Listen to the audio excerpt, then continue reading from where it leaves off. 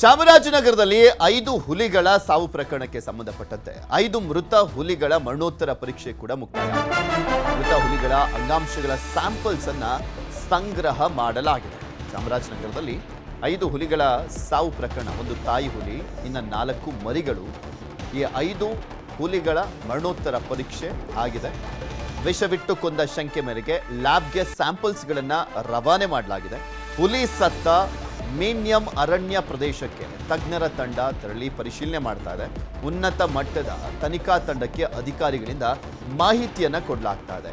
ತನಿಖಾ ತಂಡದ APCCF Srinivasulu, CFT ಹಿರಾಲಾಲ್, ಎನ್ಟಿಸಿಎ ಪ್ರತಿನಿಧಿ ಮಲ್ಲೇಶಪ್ಪ, ವನ್ಯಜೀವಿ ತಜ್ಞ ಡಾಕ್ಟರ್ ಸಂಜಯ್ ಗುಬ್ಬಿ ಅವರು ಮಾಹಿತಿಯನ್ನ ಪಡ್ಕೊಂಡಿದ್ದಾರೆ.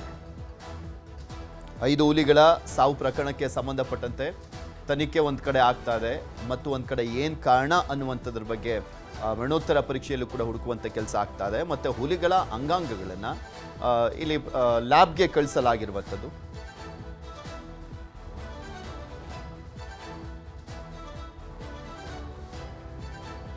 ಇನ್ನು 5 ಹುಲಿಗಳ ಅನುಮಾನಾಸ್ಪದ ಸಾವು ಪ್ರಕರಣ, ವಿಷ ಹಾಕಿ ಹುಲಿಗಳನ್ನ ಕೊಂದಿರುವಂತ ಶಂಕೆಯನ್ನ ವ್ಯಕ್ತಪಡಿಸಲಾಗ್ತಾ ಇದೆ. ಕೆಲ ದನಗಾಹಿಗಳನ್ನ ಕರೆತಂದು ವಿಚಾರಣೆಯನ್ನ ಮಾಡಲಾಗ್ತಾ ಇದೆ. 5 ಹುಲಿಗಳ ಸಾವಾಗಿದ್ದಾದರೂ ಯಾಕೆ ಅಂತ ನೋಡಿದ್ರೆ ವಿಷ ಪ್ರಾಶನವನ್ನ ಮಾಡಿಸಲಾಗಿದೆ. ಸತ್ತ ಹಸು, ಅದರಲ್ಲಿ ವಿಷವನ್ನ ಬೆರೆಸಿ ಆ ಹುಲಿ ತಿನ್ನುವಂತೆ ಮಾಡಿ ಸಾಯಿಸುವಂತೆ ಮಾಡಲಾಗಿದೆ. ಉದ್ದೇಶಪೂರ್ವಕವಾಗಿ ಈ ಒಂದು ಹುಲಿಗಳ ಸಾವಾಗಿದೆ ಅನ್ನುವಂಥ ಅನುಮಾನ ಇರುವಂಥದ್ದು.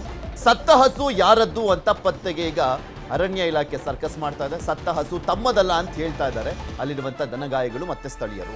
ಹಸು ಯಾರದ್ದು ಅಂತ ಗೊತ್ತಾದ್ರೆ ತನಿಖೆಗೆ ಸಹಾಯ ಆಗುತ್ತೆ. ಬಿಕಾಸ್ ಹಸು ಯಾರದ್ದು ಅಂತ ಗೊತ್ತಾದ್ರೆ ಯಾರು ವಿಷವನ್ನ ಹಾಕಿದ್ದು, ಯಾವ ಕಾರಣಕ್ಕೋಸ್ಕರ ಹಾಕಿದ್ರು, ಇದರ ಹಿಂದಿನ ಉದ್ದೇಶ ಏನು, ಅದು ದಾಳಿ ಮಾಡುತ್ತೆ ಅನ್ನುವಂಥ ಕಾರಣಕ್ಕೋಸ್ಕರನ ಅಥವಾ ಹುಲಿ ಮಾಂಸಕ್ಕೋಸ್ಕರ ಈ ರೀತಿಯಾಗಿ ಏನಾದರೂ ಮಾಡ್ಲಾಯ್ತಾ ಅನ್ನುವಂಥ ಪ್ರಶ್ನೆಗಳಿದ್ದಾವೆ.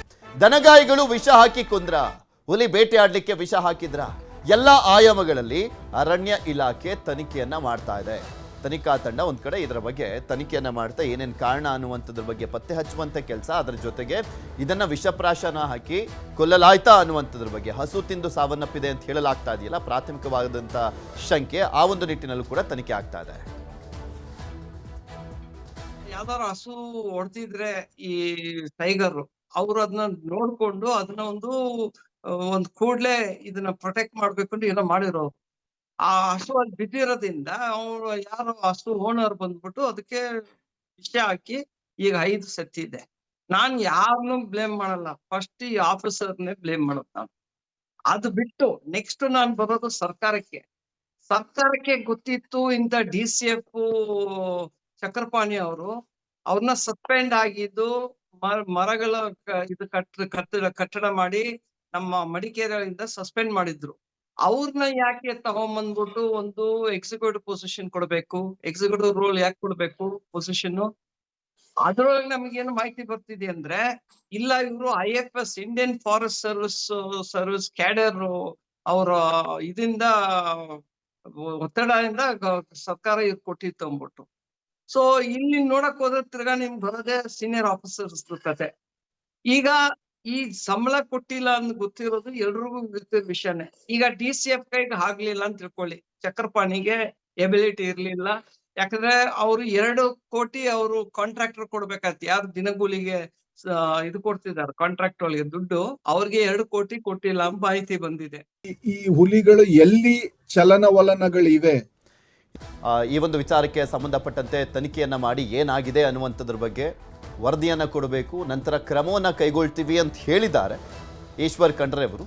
ಈ ಒಂದು ನಿಟ್ಟಿನಲ್ಲಿ ತನಿಖಾ ತಂಡವನ್ನು ಕೂಡ ಈಗ ಆಲ್ರೆಡಿ ರಚನೆ ಮಾಡಲಾಗಿದೆ. ಆ ತನಿಖಾ ತಂಡ ಕೂಡ ಈಗ ಆಲ್ರೆಡಿ ತನಿಖೆಯನ್ನು ಮಾಡ್ತಾ ಇದೆ. ಈ ಹುಲಿಗಳು ಎಲ್ಲಿ ಚಲನವಲನಗಳಿವೆ ಅಲ್ಲಿ ಯಾಕೆ ನೀವು ಸಿಬ್ಬಂದಿಗಳನ್ನ ಸರಿಯಾಗಿ ಅಲರ್ಟ್ ಮಾಡಿ ಅದಕ್ಕೆ ಪ್ರೊಟೆಕ್ಷನ್ ಕೊಟ್ಟಿಲ್ಲ? ಈ ಒಂದು ವ್ಯವಸ್ಥೆಯನ್ನ ಪೂರ್ತಿ, ಈ ಏನು ದಿನಗೂಲಿ ನೌಕರರ ವ್ಯವಸ್ಥೆ ಏನಿದೆ, ಇದನ್ನ ಸಂಪೂರ್ಣವಾಗಿ ಇದನ್ನ ಸರಿಯಾಗಿ ಮಂತ್ರಿಗಳ ಲೆವೆಲ್ ನಲ್ಲಿ ಇದನ್ನ ರಿವ್ಯೂ ಮಾಡ್ಬೇಕಾಗತ್ತೆ. ಯಾಕೆ ಅಂತ ಹೇಳ್ತೀನಿ. 1351 ಕೋಟಿ ರೂಪಾಯಿ ಕೇಂದ್ರ ಸರ್ಕಾರದ ನಿಧಿಯಿಂದ, ಅಂದ್ರೆ ಕ್ಯಾಂಪಾ ನಿಧಿಯಿಂದ ಕರ್ನಾಟಕ ರಾಜ್ಯಕ್ಕೆ ಬಂದಿದೆ. ಆ ಮುಂಚೂಣಿಯಲ್ಲಿರುವಂತ ಸಿಬ್ಬಂದಿಗಳಿಗೆ ಇಷ್ಟು ಹಣ ಇಟ್ಕೊಂಡು ನಾವು ಸಂಬಳ ಕೊಡಕ್ಕಾಗಿಲ್ಲ ಅನ್ನೋ ಆರೋಪ ಕೇಳಿ ಬರ್ತಾ ಇದೆ. ಇದ್ರ ಬಗ್ಗೆ ಒಂದು ಸರಿಯಾದಂತ ಭದ್ರವಾದಂತ ವ್ಯವಸ್ಥೆ ನಿರ್ಮಾಣ ಮಾಡಲೇಬೇಕು. ಇಲ್ಲ 3 ತನಿಖಾ ತಂಡಗಳನ್ನ ಕಾನ್ಸ್ಟಿಟ್ಯೂಟ್ ಮಾಡಿದ್ದಾರೆ. ಒಂದು NTCA ಅವರು ಮಾಡಿದ್ದಾರೆ, ಒಂದು ವೆಟರ್ನರಿ ಕಮಿಟಿ ಆಗಿದೆ, ಇನ್ನೊಂದು ಎನ್ಕ್ವೈರಿ ಕಮಿಟಿ ಆಗಿದೆ. ಆ ಪಾರ್ಕ್ DCF ನೇ ಕಮಿಟಿಗೆ ಹಾಕಿದ್ದಾರೆ. ಇದರ ಎಷ್ಟರ ಮಟ್ಟಕ್ಕೆ ಸಮಂಜಸ? ನನ್ನ ಅಭಿಪ್ರಾಯದಲ್ಲಿ 5 ಹುಲಿ ಸತ್ತಿರೋದ್ರಿಂದ ಒಂದು ರಿಟೈರ್ಡ್ ಹೈಕೋರ್ಟ್ ಜಡ್ಜ್ ಕಾನ್ಸ್ಟಿಟ್ಯೂಟ್ ಮಾಡಬಹುದಾಗಿತ್ತಲ್ಲ ಕಮಿಟಿ. ಆವಾಗ ಅದು ಇಂಡಿಪೆಂಡೆಂಟ್ ಕಮಿಟಿ ಆಗಿ ಕಂಡು ಬರೋದು ಜನಕ್ಕೆ.